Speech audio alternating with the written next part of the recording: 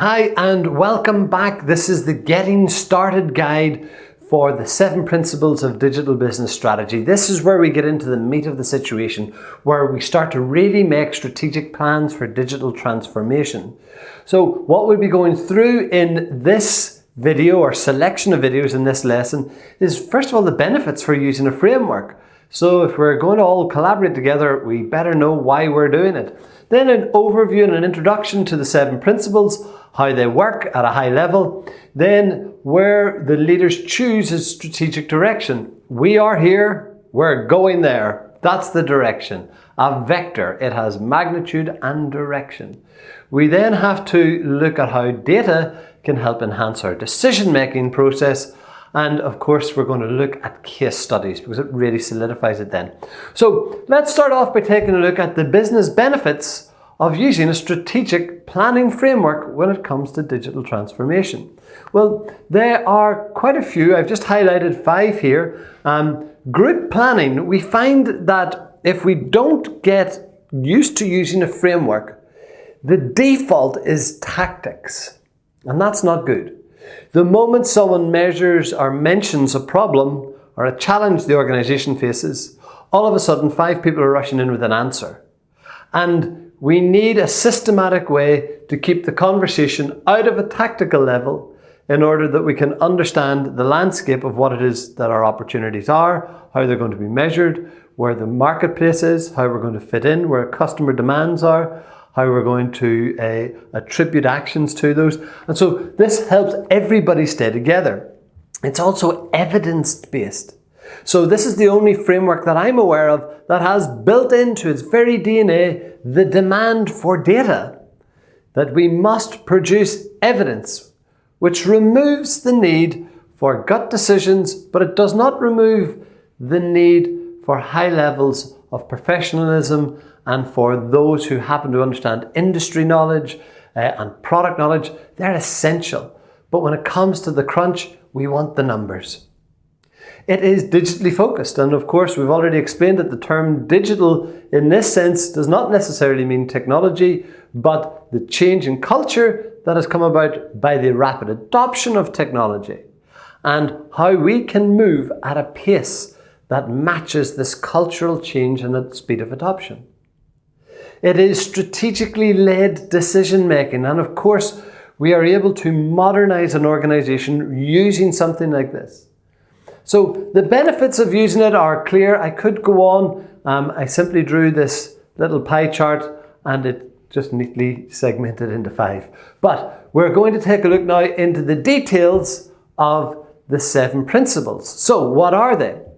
They are: know yourself, know the customer, know your marketplace, resources, your market position as it sits right now, your engine of growth, your destination, and the tactics that you will choose to use. So number 7 are the actions that must come out. And the beauty of using this kind of framework is that it is action oriented. It is designed to get us to actions, but the actions are coming driven principally by evidence and our experiences. So when we take a look at how this is going to play out and we get into the detail, the first 4, know yourself, your customer, your marketplace and resources, have a little more detail involved in them. Understanding yourself, it's the diagnosis of the situation. You can remember back to Richard Rummel's work on defining what a strategy is, our strategic ambition and our unique value proposition. We can also see, how does this play out in the marketplace? Have we competitors? In many sections of local government, there are not. In some certain services, there are not. But in many corporate environments, and even in government and in housing sectors and many others, we still have to be very wary of the customer's alternative. And what are their strengths? What are we having to contest with, especially if we're being introduced and people are looking for us on the web? Next, we have to take a look at customers. What are the customers' demands? How many of them are there? How do we know that that is what they want? Sure, we've got plenty of experience, but do we have evidence, empirical knowledge. And we'll be taking a look at how we solve that problem if we don't. Then number 4 is resources, time, talent and cash. And there's something quite perverse goes on here. Small, medium enterprises tend to be low in cash and high in time, but most strategies require the reverse. Large organizations tend to be low on talent, management talent.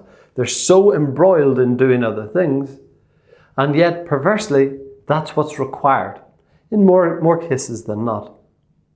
Then we have our engine of growth, number 5 and 6. Where are you now? We will plot it on this quadrant using evidence, analytics, data. We'll be able to gather that and we'll say this is where our organization is. And where do we wish to go? Finally, that will result in a set of tactics, actions, the big mile markers that we need to have. And you can see the little download arrow bouncing here. I think it would be wise to download this and print it out and just kind of have it beside you as we go through the lesson. So mile markers will break into projects, and projects will break into tasks, and tasks will be assigned to individuals, and the individuals quite often are across an organization and out of their silos, out of their comfort zones, and now we're back into hierarchy of needs. But keeping it up, talking about the 7 principles, the area that we find people get the greatest amount of light bulb moments is in using the quadrant we have designed. This is where we start for once to be able to put numbers that plot us in a particular position in our marketplace. Larger organizations can have multiple divisions or multiple products and multiple sets of customers. In those circumstances, they may want to plot separately each of their divisions. There are rules to this game. You can't appear in more than one square and you can't just pick a color and go for it. But there are massive implications on both technology, staff, resources, and strategic direction, depending on where we are now and where we're set to go. Let's take a little closer look at the first 4. The first 4 we refer to as microanalysis. And our ambition here is to find balance, to find a place in the center where this heart is. And that will allow us to have an adequate overlay of making sure that what we want, know yourself, is unique enough or inspirational enough in the marketplace to attract enough customer desire and is achievable within our resources. And more times than enough, when we start this project, people will write down their strategic ambition. It's one of the first things, and it's also one of the last things, because as we go through the process, we often find it's not capable of it, it's not where we should be aiming for, and the process forces us to re-examine our ambitions.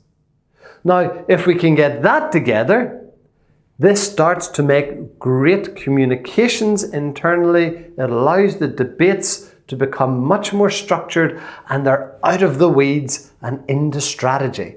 We're not talking tactics. And the gaps and the areas that we cannot fill out, well, they're your first mile markers. They're the first things we need to do strategically, is to figure them out. Macro analysis, or the Ionology strategy quadrant, is where we plot our engine of growth. I'll take you on a quick tour using an example. Before I do, let me explain what some of the colours of the squares are. I'm going to ask you then to get a cup of coffee, cup of tea, or whatever favourite beverage you like, and then we'll go into the case study. What we can see here is this yellow square. This yellow square means that a business is built on advocacy, the handshake, the building of relationships and partnerships one at a time. You can see that on the y-axis, what we have is how the customer perceives your organization. It's an external perception. Is it cold and rational? Are they price driven? Number 2, is it mild and informed? I could pick a hotel in a particular area. I don't always pick the cheapest. I pick the one that best suits me on a number of factors, but price plays a substantial part. And my awareness of the brand, yes, that helps. Then we move up into warm and comforted. This is where the big brands live. This is where those that have climbed up and are known for what they do better than anybody else live up here. And at the top, we have hot and passionate. We all buy our iPhones and iPads. They cost about $600 in retail cents, but yet they're manufactured for less than $100. It's one of the most competitive marketplaces in the world, and Apple have a 600% gross margin. It's quite incredible. And it's because they have built a customer perception of their brand that is very hot, and we desire it. And price plays less of a part to play. So what's this got to do with the yellow square? Well, most organizations by default have a mild relationship with their customer. The customer would like to stay with you, or if they're seeking, they will go with you, but price does still play a major part. Next, along the x-axis, we have the size of the audience we're after, exclusive. We tend to know the names and the addresses of those that we're after. Then we have niche, where we can define it either by a geographic niche or by a sectorial niche. Then we move across into mainstream and mass markets. We're broadening our horizons as to whom we are seeking to do business with. So again, what has this got to do with the yellow square? Most organizations operate in a particular sectorial niche or in a particular geography, or both. And that's where the lens lock comes in. When we're discussing a strategy, we may have one for one country or one county or one state. And we may then be moving into a new territory where we're relatively unknown and the customer doesn't understand who we are, and we sink to the bottom. Their perceived knowledge of us is, who are you? What do you offer? I have no warmth or affinity towards your brand. So, yellow tends to be the default. There are certain advantages about moving up to authority, as we will see, and there are certain things that we would need to do to move from yellow to purple. Authority, you'll see the word earned media. People are pointing at you, referencing you, re-quoting you, using your collateral and stating about how wonderful it is about your new innovation. And there's the clue. To move from advocacy to authority must be fueled by innovation. And as we see, there's also attention. And this is a common play. Businesses that are built on advocacy, that want to get out and grow more, will simply buy ads, put direct traffic to their website, use search engine optimization. They pay a cost for every customer that they acquire. Then there's the big players in any particular market, the prime players. And while some businesses are prime in their current market, their strategy may be to enter a new market where they're not prime, and other prime players exist. So I'm going to come in and show you a little bit more about this in the next video when we go through this as a case study. Just take a moment and breathe. There's a lot in this, but it's really important when we're doing our digital transformation strategies. Thanks for watching so far.